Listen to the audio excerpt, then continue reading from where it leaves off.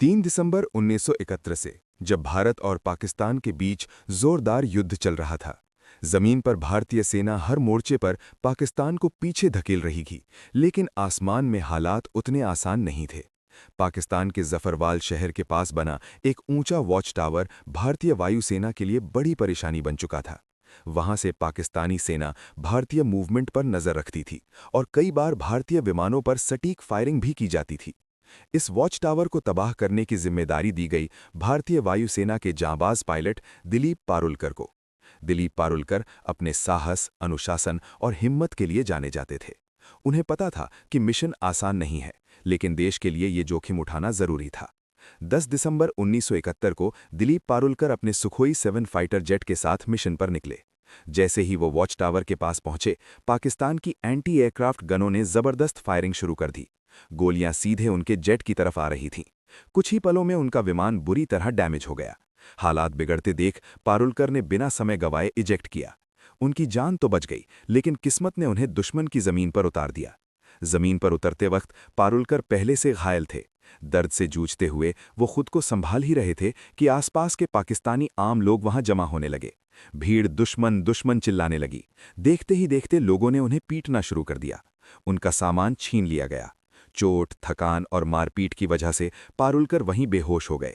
अगर थोड़ी भी देर हो जाती तो शायद भीड़ उन्हें जान से मार देती, लेकिन तभी पाकिस्तानी सैनिक वहां पहुंच गए। सैनिकों ने भीड़ को हटाया और कहा, यह जिंदा हमारे ज्यादा काम का है। इस तरह दिलीप पारुलकर को मौत के मुंह से निकालकर हिरासत में ले लिया गया। जब पारुलकर को होश आया तो उन्होंने खुद को एक अंधेरी, तंग और सीलन भरी कोठरी में बंद पाया। सामने एक पाकिस्तानी अधिकारी खड़ा था। उसने कागज और पेंसिल उनकी तरफ बढ़ाए और कहा, आडमपुर एयरबेस का नक्शा बनाओ। आडमपुर एयरबेस भारतीय वायुसेना का एक बेहद अहम ठिकाना था। पारुलकर ने तुरंत मना कर दिया। इसके बाद शुरू हुआ टॉर्चर का सिलसिला। आखिरकार भारी दबाव में आकर पारुलकर ने नक्शा बना दिया। पाकिस्तानी अधिकारी बहुत खुश हुआ, लेकिन कुछ देर बाद वो गुस्से में वापस लौटा। असल में पारुलकर ने आडमपुर एयरबेस का नहीं, बल्कि मुंबई एयरपोर्ट का नक्शा बना दिया था। गुस्से में अधिकारी ने सजा सुना दी। पूरी रात कोठरी के एक कोने में खड़े रहना होगा। एक गार्ड को आदेश दिया गया कि अगर पारुलकर बैठे तो तुरंत गोली मार दी जाए।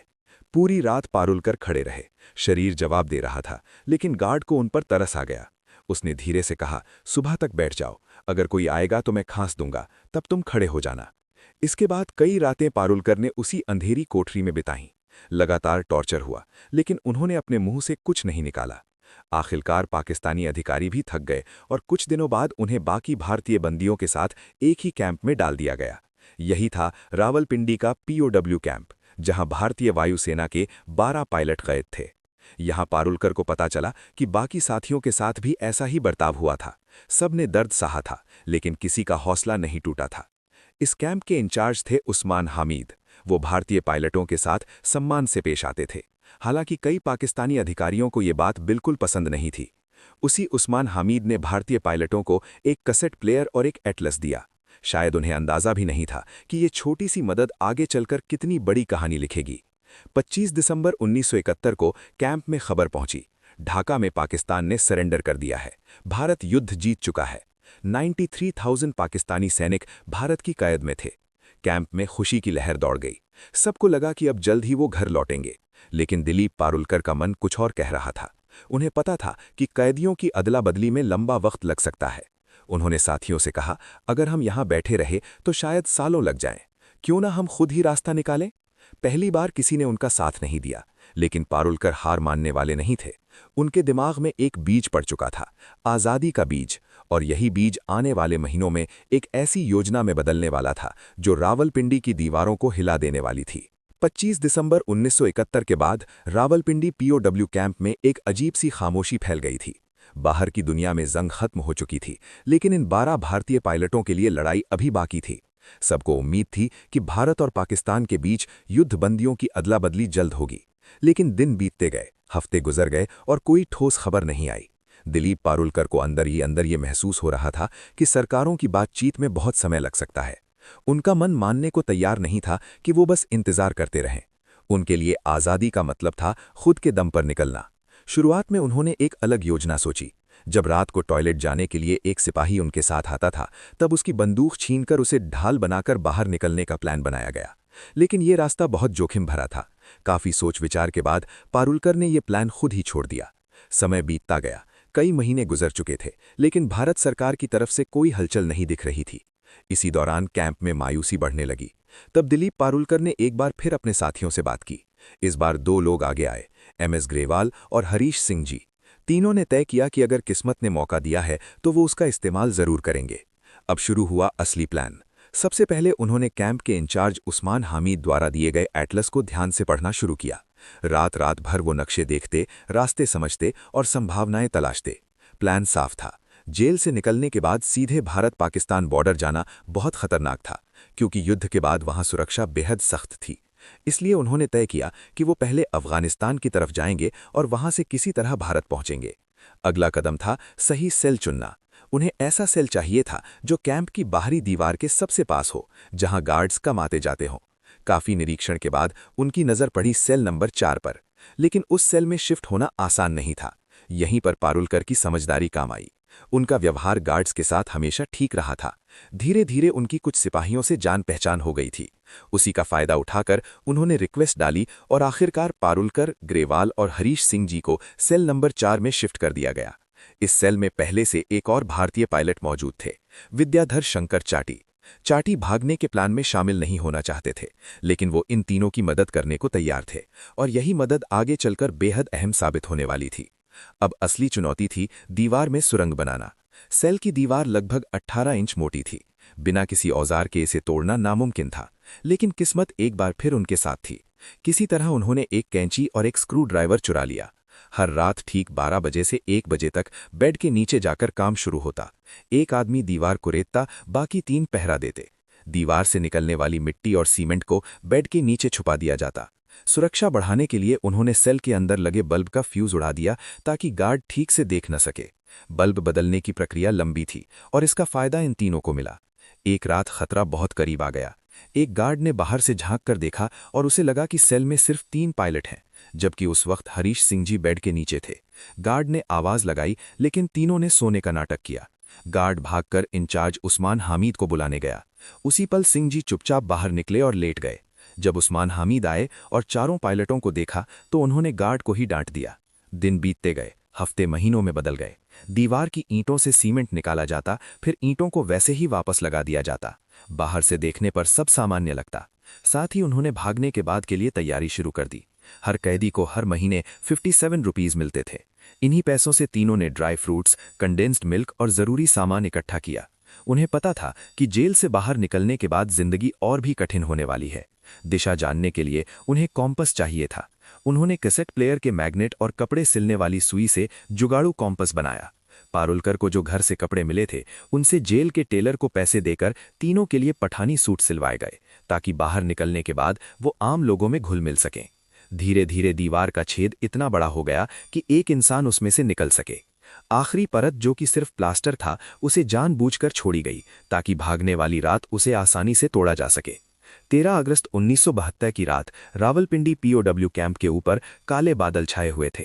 तेज हवा चल रही थी और थोड़ी ही देर में मूसलाधार बारिश शुरू हो गई। यही वो रात थी जिसका इंतजार दिलीप पारुलकर, MS ग्रेवाल और हरीश सिंह जी महीनों से कर रहे थे।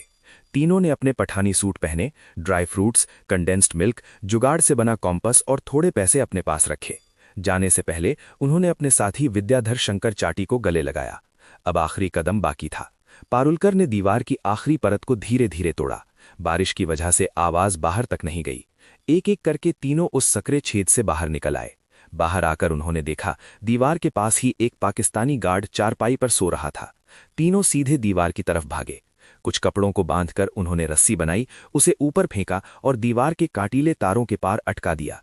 पहले पारुलकर, फिर ग्रेवाल और आखिर में हरीश सिंह जी दीवार फांककर दूसरी तरफ उतर गए। अब वो जेल से बाहर थे, लेकिन असली लड़ाई अब शुरू होने वाली थी। तीनों तेजी से भागते हुए बस स्टैंड पहुंचे। किस्मत उनके साथ थी, उन्हें पेशावर जाने वाली बस मिल गई। पूरी रात सफर करने के बाद सुबह करीब 6 बजे वो पेशावर पहुंच गए। यहां सबसे बड़ा खतरा पहचान का था।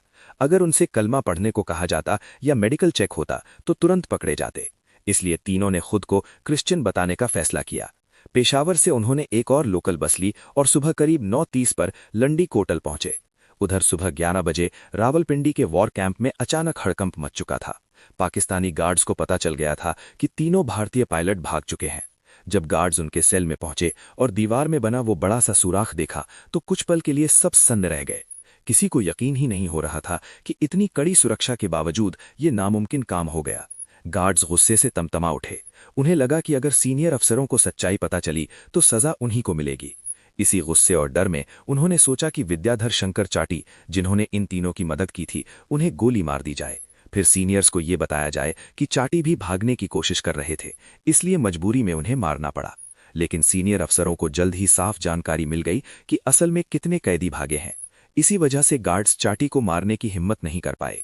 उधर जेल से दूर निकल चुके तीनों पायलटों के सामने अगली सबसे बड़ी चुनौती खड़ी थी।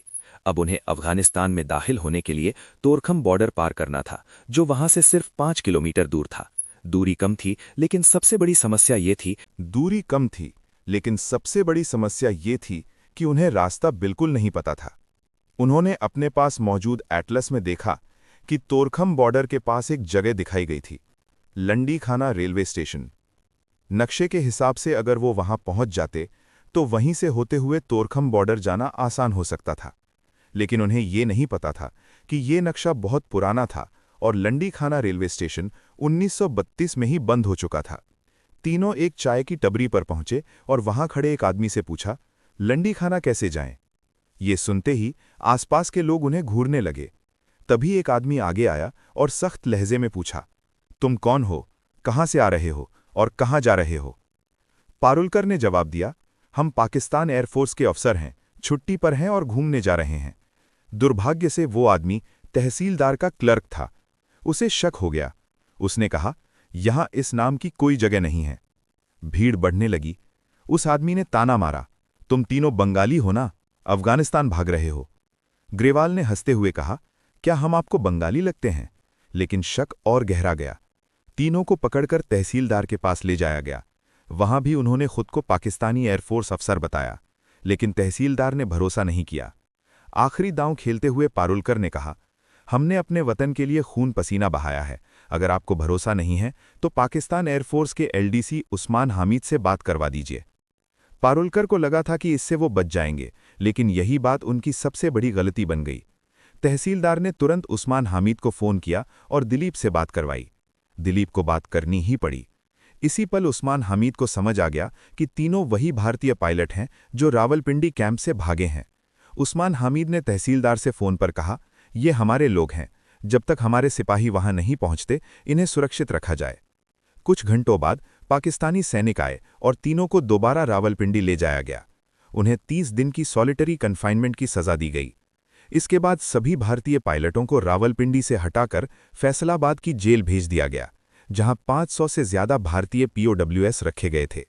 इसी दौरान भारत और पाकिस्तान के बीच युद्धबंदियों की अदला बदली पर बातचीत तेज हो गई। आखिरकार दिसंबर 1972 में पाकिस्तान के राष्ट्रपति जुल्फिकार अली भुट्टो ने सभी भारतीय युद्धबंदियों को रिहा करने का ऐलान कर दिया। जब ये भारतीय जवान वाघा बॉर्डर से भारत लौटे तो वहां इंसानों का सैलाब उमड़ पड़ा। हजारों लोग तिरंगे लेकर खड़े थे। नारों की गूंज थी। सैनिकों की आंखों में आंसू और चेहरे पर गर्व था। ये कहानी सिर्फ एक जेल से भागने की नहीं थी। ये कहानी थी हौसले की। ये कहानी थी उस जज्बे की जो सलाखों के पीछे भी आज़ाद रहना जानता है। और रावलपिंडी की वो दीवारें आज भी शायद याद करती होंगी कि कभी 3 भारतीय पायलट उन्हें चकमा देकर निकल गए थे। दोस्तों, अगर वीडियो पसंद आया हो तो वीडियो को एक लाइक ज़रूर करें और चैनल को भी सब्सक्राइब ज़रूर करें।